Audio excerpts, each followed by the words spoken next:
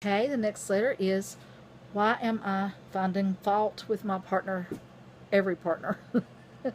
Okay, this is a technique that people use when, again, we've already talked about this, but when you're shielding yourself and you don't want to get too close to somebody after the initial new wears off, which, again, I told you wears off in about 3 months, and then you decide if you really want to go further or not.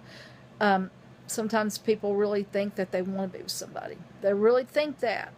But then they find, that they find things wrong. Why do they do this? We kind of identify with somebody sometimes, and maybe we don't like ourselves right now too much, but we'll project all of our stuff onto a person.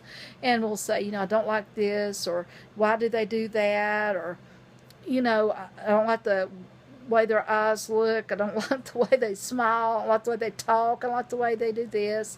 And you just nitpick, nitpick, nitpick until finally, you kind of destroyed the whole thing.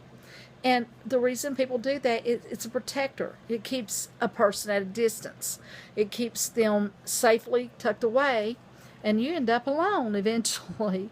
If you really want to be with somebody and you want to be happy with the one you already got, you have got to look at the positive side.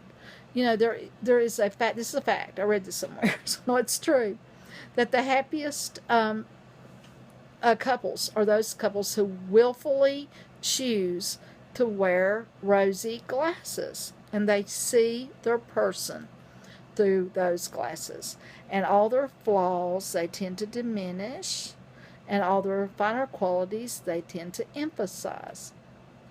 And then they find that it makes them more approachable, because who don't want to be around somebody that makes you feel better, who sees you with loving eyes? And that's helps someone to get closer to you. And at the same time, the more you look at their positives, the more you want to be, of course, near them.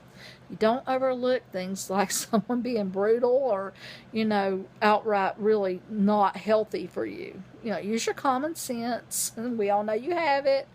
But you also have to, like I said, sometimes step back and really ask yourself, am I doing myself an injustice by blocking something that could be good because I need a perfect person? You are not perfect. Let me help you a little bit.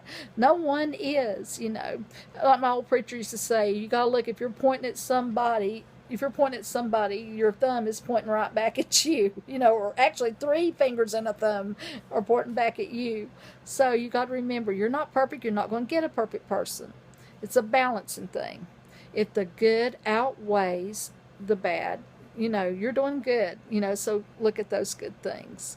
And there's no guarantee in ways. Sometimes you marry the most awesome person, they turn out rotten. You marry a rotten person, they actually grow and do a whole lot better. But in general, it's a balancer. Be the best person you can be, though. Okay, that's the thing. And again, for the millionth time, you will attract a better person to you, because like attracts like. Okay, all right, that's it for today.